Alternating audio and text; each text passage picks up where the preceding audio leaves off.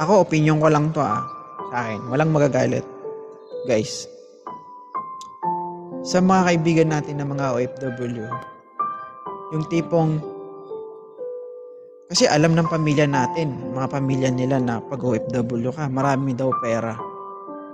Pero hindi alam ng pamilya mo na halos kahit konting pera, tinitipid mo pa, di ba? Para makapag-ipon ka. Di ba? Yung iba kasi, bigay lang ng bigay. Ganito yan lalo kung may sarili kang pamilya. You need to control, guys. Kailangan mo talaga magtira sa sarili mo. Bakit? Ang pagiging OFW mo, ang pagtrabaho mo sa ibang bansa, hindi pang habang buhay yan. Hindi sa habang buhay, malakas ka. Hindi habang buhay, kaya mo magtrabaho sa ibang bansa. Itatak mo sa isip mo na uuwi ka sa Pilipinas. Ngayon, kung nasa ibang bansa ka, binigay mo lahat ng luho ng pamilya mo, kapatid mo, kamag-anak mo. Hindi ka nagtitira sa sarili mo. Bakit? Someday, somehow, pag uwi mo ng Pilipinas, masasabi mo ba sa sarili mo na pag wala ka na, maibibigay ba nila? Mabibigyan ka ba nila ng tulong?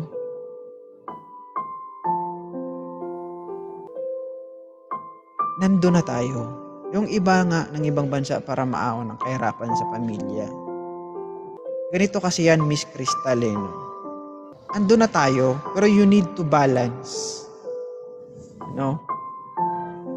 Kaya nga tayo may tinatawag na financial management. Kasi ang mga kapatid mo may sariling kamayan. May sariling pag-iisip yan. Dapat marunong din silang magsumikap. Isipin mo kung 5 kayong magkakapatid, sa'yo umaasa lahat.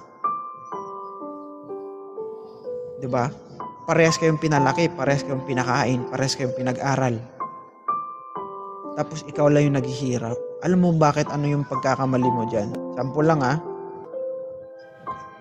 Tinuturuan mong maging tamad yung mga kapatid mo.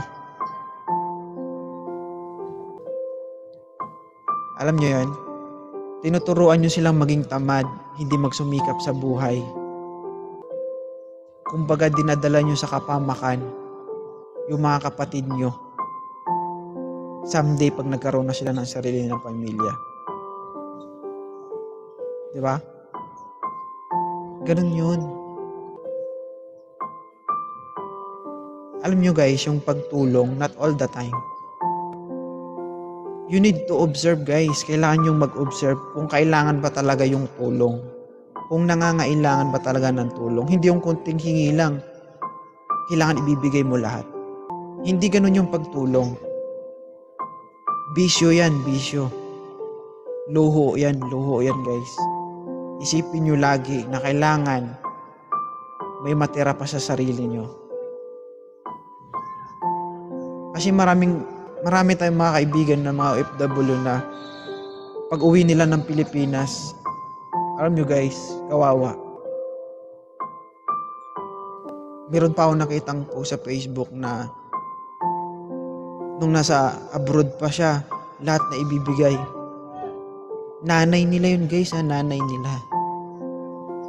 Tapos nung wala nang maitulong, wala nang maibigay, yung mga kapatid niya, tinatakwil siya, pati anak niya. Diba?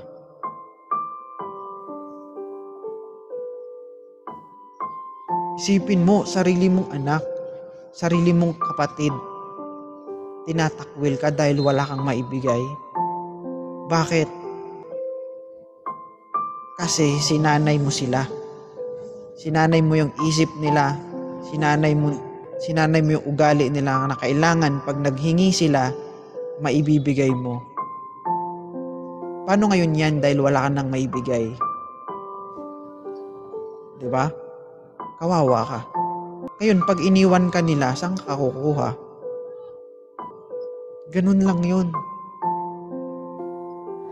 Hindi kasi kailangan na, oy, kailangan namin ng tulong dito, ganito, ganyan. Kailangan magpadala ka agad. Kailangan mo ring timbangin yung sitwasyon. Tanong ko sa'yo, pag nagkasakit ka ba sa ibang bansa, andyan ba sila para alagaan ka? Pag nagkasakit ka ba sa ibang bansa, may kapatid ka bang nag-aalaga sa'yo? May magulang ka bang nag-aalaga sa'yo? Hindi ko sinasabi na kailangan yung maging madamot sa mga pamilya nyo. Ang sinasabi ko lang dito, you need to control. You need to analyze, you need to observe bago nyo ibigay.